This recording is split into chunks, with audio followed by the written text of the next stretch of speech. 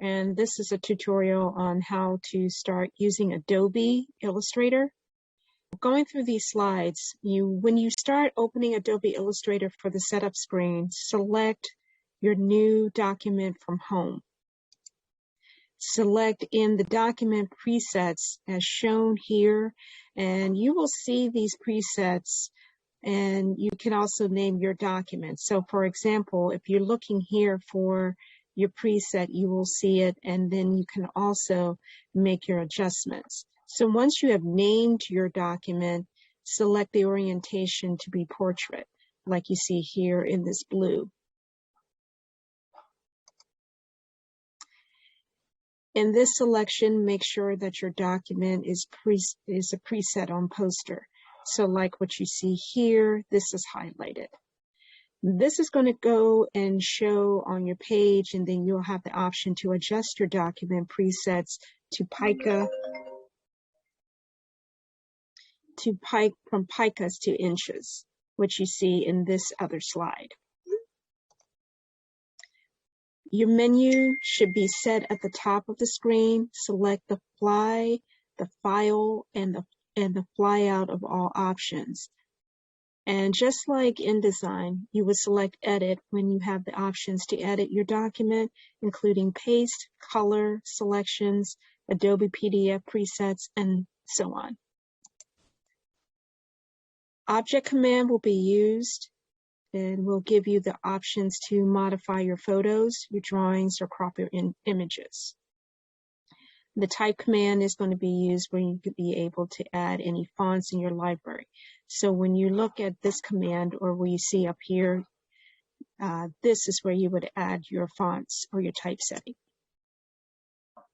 As an example of your font, you will see your font characters, and which will be shown in this flyout. So you have a wide range of fonts, and beyond or close to about 60 fonts in Adobe Illustrator. Select the size to change the point size of your font. So here, as is shown in this slide, changing the font size to 12 points. And then here, when I select 12 points from my title, then I can go on and add or select special characters in your document, or hyphens or dashes. So when I go down to here, I can choose how I want my characters to look. In type, you can also insert a white space character. So even here, you can add that. And automatically that will show on your document. In your select menu, you have your choice of inverse your object, select your object, and so on. In the select command, you can go to object and also select the type of brush. So just like if you wanted to use brush strokes for color or for any kind of graphic image, you can go to object and then go down here and use that flyout. In the same select menu, you can go to options just to fill and stroke, fill, color, opacity, stroke, color, and stroke weight. So here's where you can customize in the select menu. So when you go into the select menu, that's when you can customize the type of brush strokes and color. When you select effect, and that's going to be very important when you want to change the type or the effect of your image. In your menu bar, the choices of converting your image. When you select convert a shape, you have choices for rectangle or ellipse. So if you bring shapes into your document, you can also convert your shapes. In the effect menu, you can select distort and transform in adding a new effect. So just like if you wanted to bring in a type of effect in your picture and you wanted to distort it a little bit, you may want to have it look pixelated, or you may want to have it look like watercolor. You can go and actually go through distort and transform to add this new effect. In the path option, this is the outline of your object, and changing the path location of your file or change the outline stroke. Now, when you are selecting a pathfinder, in the effect menu, you are able to add documents and have other options, just like what you see here. And here's where you can add, intersect, merge, trim. You can bring in different images and trim images. There's so many things that you can do with Adobe Illustrator. So stylize is an option which you can alter your image to add drop shadow and show an inner glow of your image, or etc. So for example, if you bring in a photo and you wanted to give it an inner glow and make it look glowing, like a car, for example, or let's say a flower, and you just wanted to make it glow, you can show that through Adobe Illustrator. SVG filters, which you have the choice of using as a filter for your document. So when you go in here for your filters, this is where you can change your type of document and how the colors and the range of colors. The warp and effect menu allows you to distort your image or your photo, and you can add it to your document. So you can also give the feeling that it has a little bit of adjust, the effect of the photograph. When you select artistic, in the effect menu, you have choices of rendering your image using color pencil, dry brush, and selecting an artistic palette. And that's the fun part right here. When you go to artistic, here is where you can actually use some of these different color media effects, but electronically. The blur options give you the opportunity to show your picture image faded in different formats.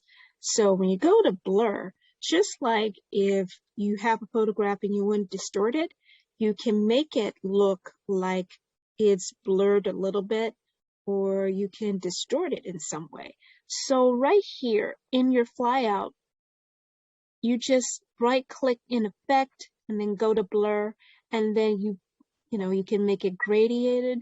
You can make it, totally blurred. It's up to you. And so these are the other tools that you can be able to use.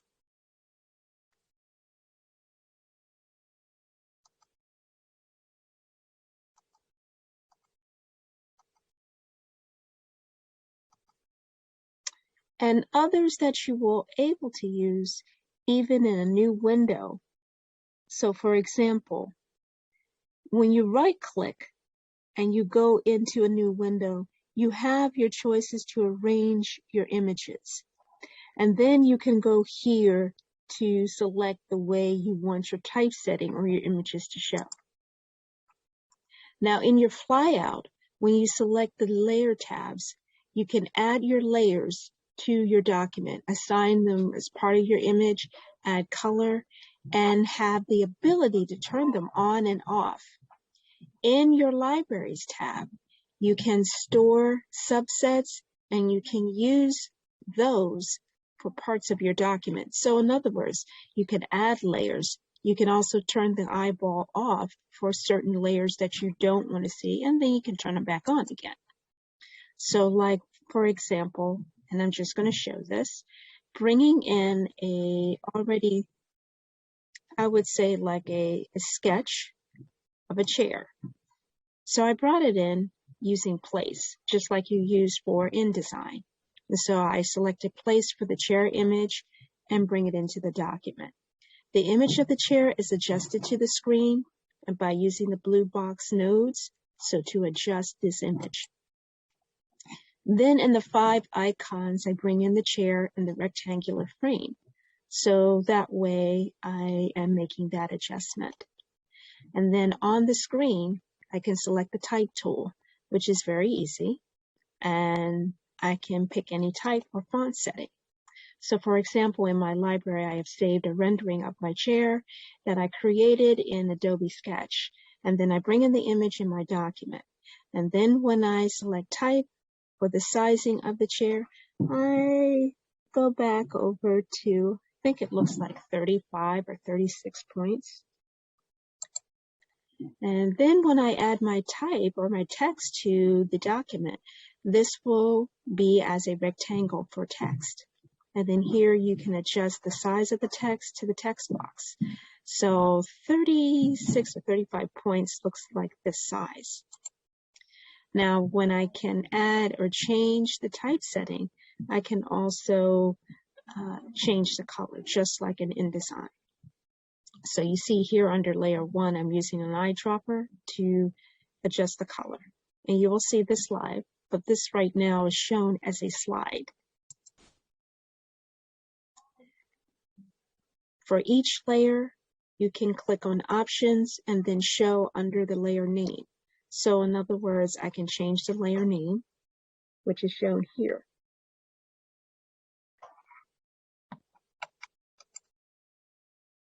And then on the left side, you can also select the paintbrush tool. So you'll see the paintbrush tool and you'll see that and you can use that. So adjust to the color in the color tab. It can be a solid box, and then select the color by using the eyedropper. And then in the paintbrush tool, add strokes to the page. Then change the color of the paint, which I did, and then also add strokes to the page. Now, when I go into the effect menu, I select artistic, and or I select color pencil, for example. So in the artistic window, I have my choices of images, and this is what is shown on the screen. So you can have any type of image. It could be pixelated, it could be blurred, it could be distorted. In the object menu, you can select blend and then select the image and you can adjust the color. So still you're working off of this artboard. Then when you're saving a final document, go to File, then scroll as Save As. So after you select Save As, then it opens up to the file and it will give the extension of .al for Adobe Illustrator. So that will be your file extension for anything that you do. Then enter the name of your new document, such as I enter the name Poster Design Art 20. In the Illustrator options, which I will save in this manner, I can make sure I just check and create a PDF or embed ICC profiles and use compression. Then after you select the image, then pick OK. So here, once you have saved it as a PDF, it'll be easier to bring the image back into any Adobe file, including Illustrator. When you print your document, you can go into File and then select Print. And so in the print window, then you can print the document as a custom file. So since you have seen this, and just to give an example, this is Illustrator. So if I wanted to create something or create a new artboard, I can go to create a new, and I can also start out with something new. So I'm going to try to use a letter size and then go from the measurements, which you will see here, and this is off of your new document.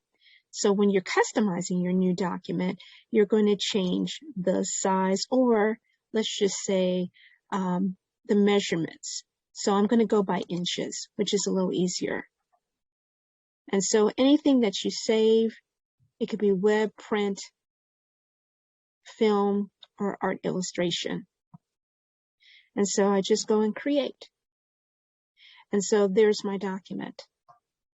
So that's part of using Illustrator, just like InDesign, but there's a couple of things.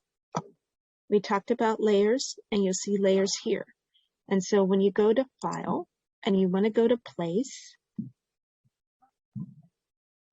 just like in Illustrator, I can go into my pictures, if I have any pictures to show, and then pick a picture and bring it in.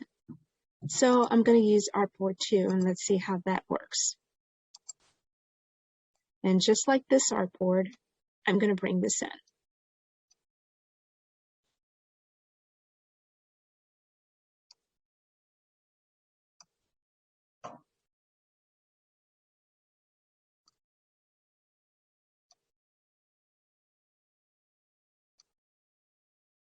And so if you see the blue nodes, you can use the blue nodes here to stretch this out. So this fits. Now, if I want to go into type, I can go into type, and then I can go into fonts. And just like Illustrator, I can go down and find whatever font that I like, or fonts that are suitable for my artboard, just like this, Century. And then I can change the font size. So I will change it to 11, and then I can use this here for the text. And then I can type in my text. Now keep in mind, you can also adjust your board. And so easily, if you can't really see it up close, or if you want to adjust it to a percentage, adjust it to 150%. And so even if I underscore this and go to properties and then change the fill, I can change the fill to a different color. So I'm going to use a forest green, and then that's the way my fill is going to look. I can also underscore this again and then go to fill, and I can go here and I can use an eyedropper if I wanted to. So let me see if I can find something that will actually stand out a little more than just your average green color.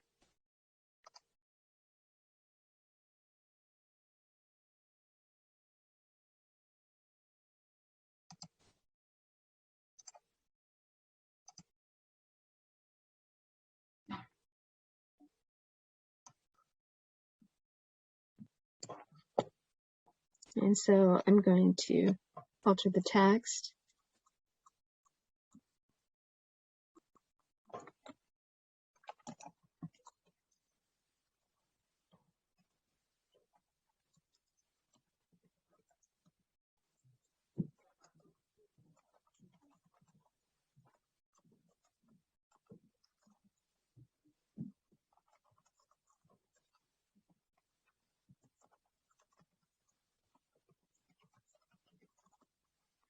So here I've just put in my text.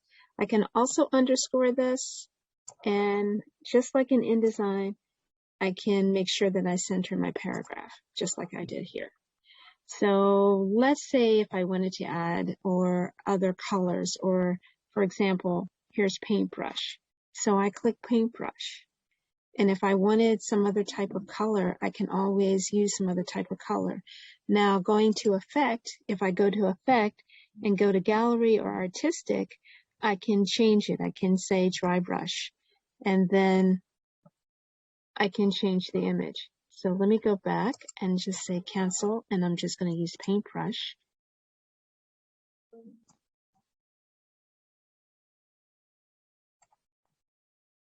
And this just gives it color. So if I wanted to show some strokes of some kind, or, you know, right now you're doing this off of the computer, but if you're able to download it on an iPad, you can also use the stylus that way.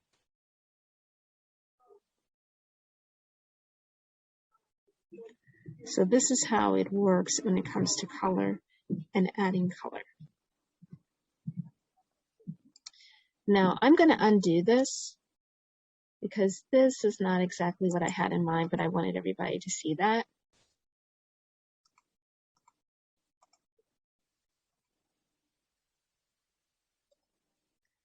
And what I'm going to use is just like I've used the boxes before.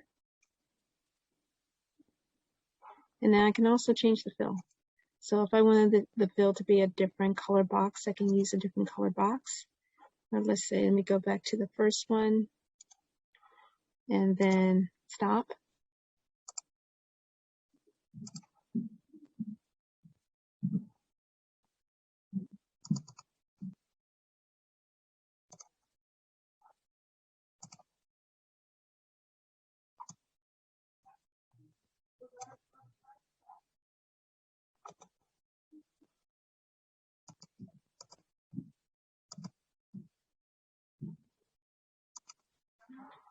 And then I can pick another box again and then change the fill or the fill color.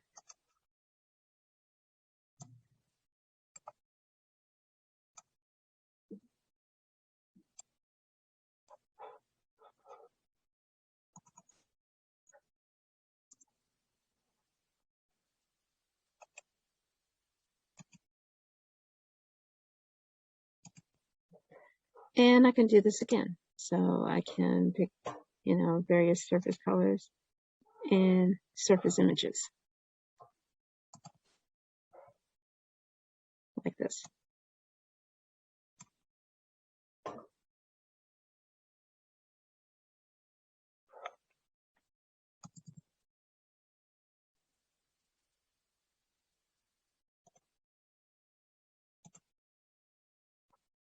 And keep in mind, you can make sure that they are symmetrical.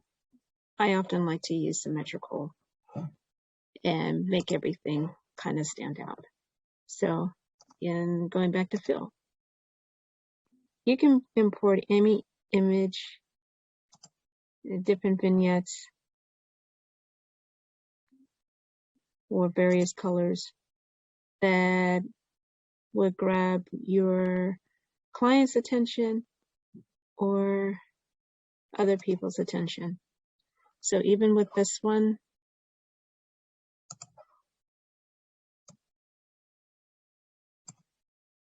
gradiated, just to give you an idea of the type of colors and how you can show this. And so now if I can go back and go to 100%, I can go back to 100%. And so I have my images and my text at the bottom, but this is a previous artboard that was put together by InDesign. And so when I click here, or Illustrator, and then I can also go to Effect, and I can go to Artistic, and I can show it as, let's say, a fresco. And so fresco could be looking like this, and you'll see the image distorted, so you have an idea before you actually use it. And it's good to experiment first before you decide how you want your image to look. And then I can say OK, and it'll look like this, depending on how you want it to be. So it gives it this fresco look.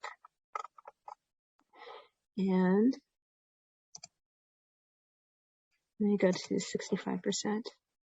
And let me remove that because we're not going to use it.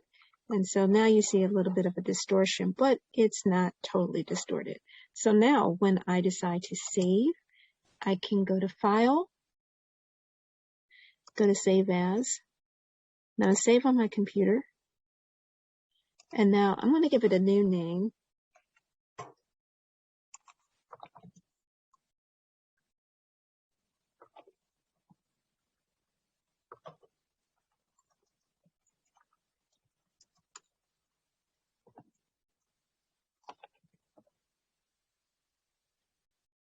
And I am going to save it, as you see here, in an AL file. And here it will come up as a 2020. And if I go back to File and I decide to export,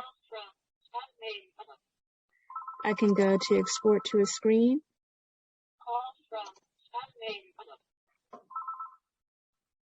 And then I can export the board.